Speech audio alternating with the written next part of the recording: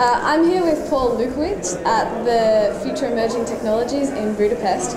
Paul is part of the Future ICT or Futurist project, which might be funded under these flagship projects. So there's some really interesting things to do with ICT, and that's what Paul is part of in this project. So tell us what you're excited about in this project. So the project is about collecting data from things that are happening around the entire world, and then using this data to run global scale simulations of social systems.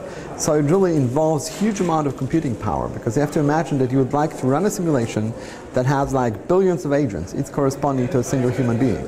And you would like to feed that simulation with data which has been collected from optimally all the Twitter feeds, mobile devices of billions of people, and you would like to connect it to it. So we have, like, in the area of supercomputing and distributed computing, two sources of problem. One is, how do you run those huge simulations? And you have to run them not in batch mode, but they have to be interactively connected to people interacting with visualization, collaborating across the world, having models that are interconnected across different centers. The other problem is, if you really collect and evaluate data from billions of devices, then it's not about storing them centrally. You have to have a coordinated, distributed scheme for doing complex computation on the data that are being collected across the entire world, and then feeding them into those simulations.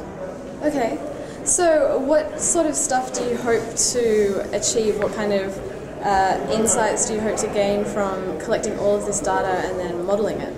So today, if you build a car, before you do that, you run a finite element simulation of that car. Now, what you like to do is to do the same for social and political system. So if you want to do some global legislation or influence the global financial system, you would like to give people the possibility of running a global simulation that would tell them what the effect of this law, of this regulation will be on the world. So it's really sort of extending this notion of first simulating and then doing experiments that you have in mechanical design to social engineering.